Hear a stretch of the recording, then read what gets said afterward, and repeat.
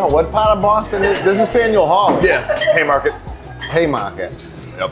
It might be the wide-eyed tour guide by the end.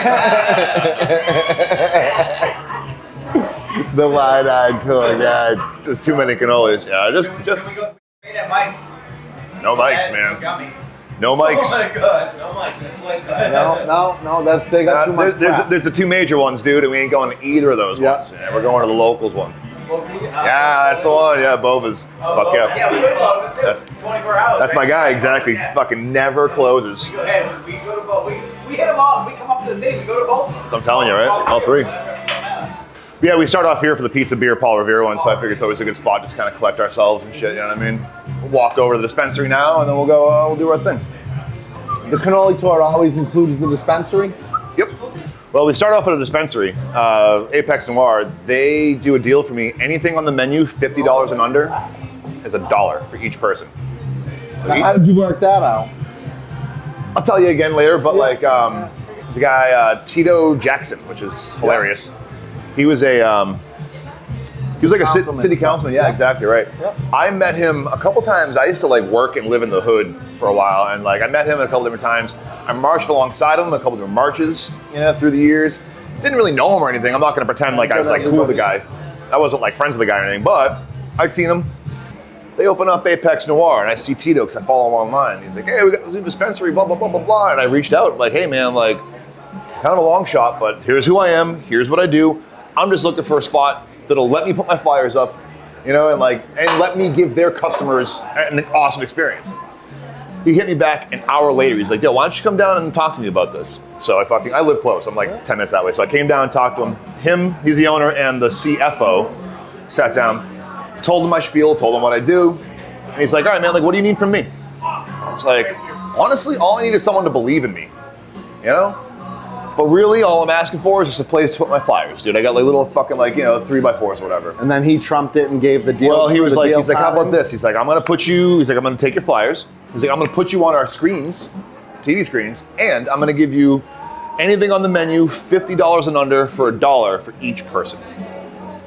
That's great. It's fucking unbelievable. You know, they have That a little helps you, helps him. Absolutely, yeah. You know, they have a thing on their their motto or whatever. They have like all over the store is "We all rise together," and some people talk the talk. Those dudes walk the walk. Yeah. You know, and they're fucking awesome. They've been nothing but kind to me. It's been great. Hell yeah.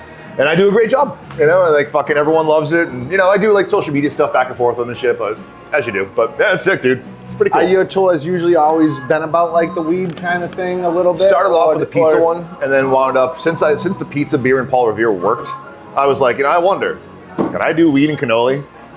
Turns out I totally can. Okay. Turns out you totally can.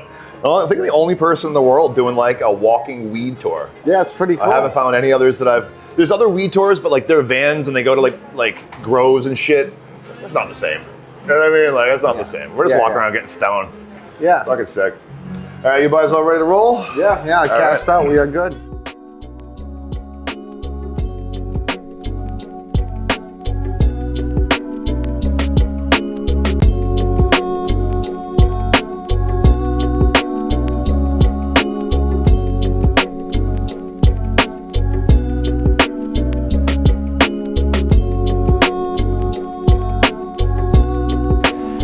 You know, like I said, I grew up in Plymouth, right? History is tangible, it's right around us. And when history is tangible, it changes things, right?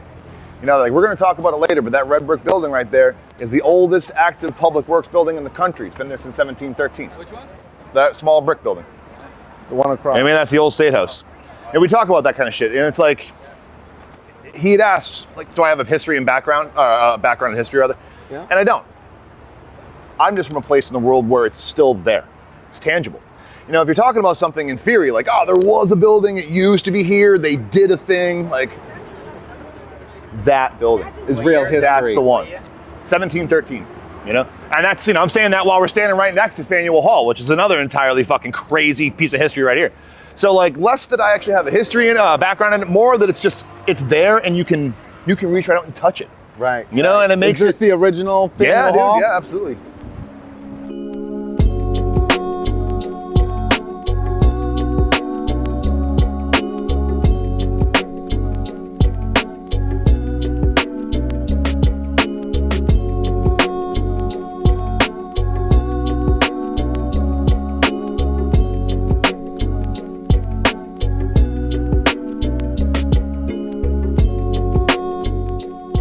So let me tell you a bit more about this job, how I got to here, and then what we're gonna do with our day. Does that sound good? Yeah. Cool. Before I do that though, I'm gonna take a chance to say thank you.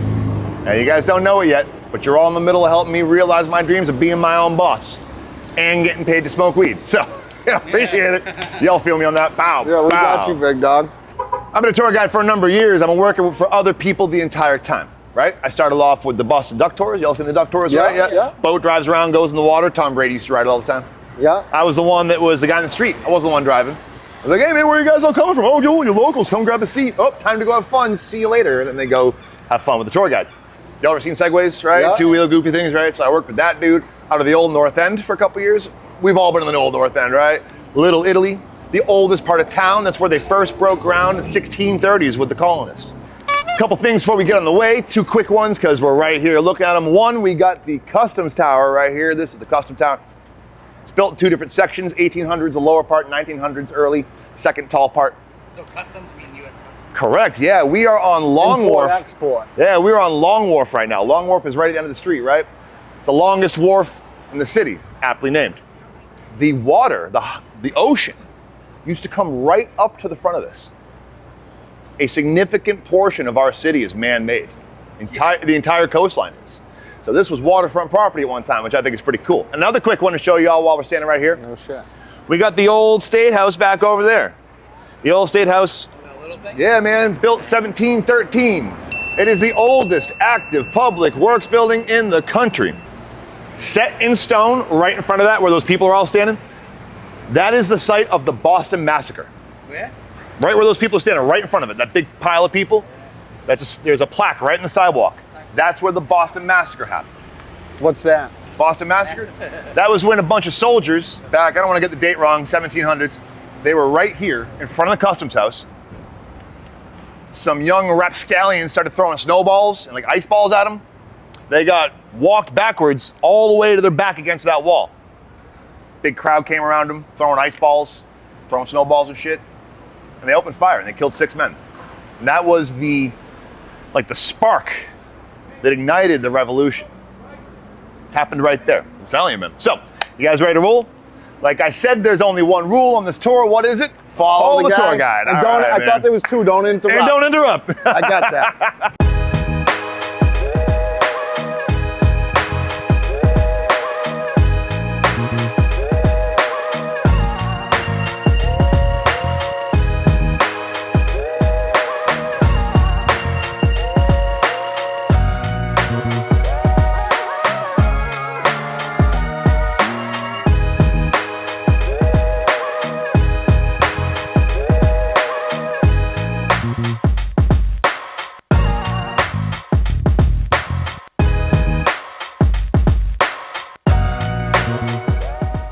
This right here is Paul Revere's house.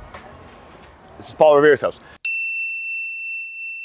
And for me, for this tour guide, it's not about the years that he was here. It's about the fact that it's still here and it's still standing. And it's a testament to what Boston does well. We keep our history alive. We don't tear stuff down and put up a plaque. We keep our history alive. It's not about the fact he was here from 1770 to 1800. I know the years. Ain't about that. 30 years. Still here, still standing. And as you make your way around the city, I hope you see these things. I encourage you to keep your eyes open. In fact, see that the green light back down there, traffic light behind that, red brick building, white trim gold dome? Yeah. Faneuil Hall, we walked right by that. Where the first conversations leading to our revolution happened. That building. Not one like it, not one near it, That exact one. that one. Back behind it on the left, we saw it earlier, the old State House, oldest active public works building in the country. And as I was saying, man, it's cool to see that the history of this city and this nation is all around us. Pretty cool. Yeah. So, Paul Revere's house. That's my kind of history tour right there, by the way. Bang, bang, bang. You know what I Yeah, I mean? didn't know it was in the North End. Yeah. Had me fooled.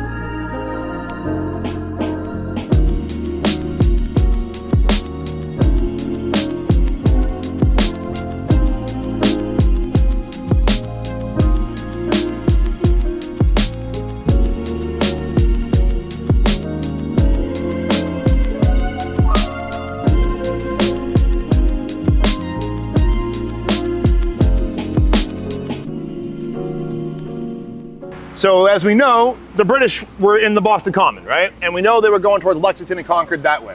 And we had to know which way, land or by sea, because it took 3 hours longer to go by land, which is important. If you're gonna get attacked at noon or if you're gonna get attacked at 3, you wanna know the difference, right?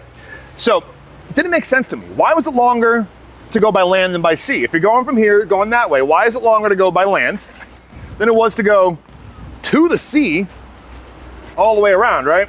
Didn't make sense. I didn't realize this was waterfront property, but it wasn't the ocean. It was a tidal marsh plain. Y'all from the South Shore, you know, you see like a marsh drains out in the daytime, fills back up the tide, right? Tidal marsh plain. But we get all this information from a poem. 1 if by land, 2 if by tidal marsh plain. Doesn't get the same ring to it. Yeah, right. So it's kind of cool to see how our city has changed, how it continues to change, and I'm glad I get to share all of that with you guys today. And that's my tour, and I'm sticking to it. Thank you, Jimbo. You don't gotta clap, but I love when you do. Thank you. I like it. Yeah, dude, it's a unique way I get to fucking do my thing, dude. You know, it's cool. Water, pretty much. Oh, that was water. Oh, yeah, All the 100%. gray? Yep, everything gray, dark gray. Yeah, Great. right. Really, really cool. Brother.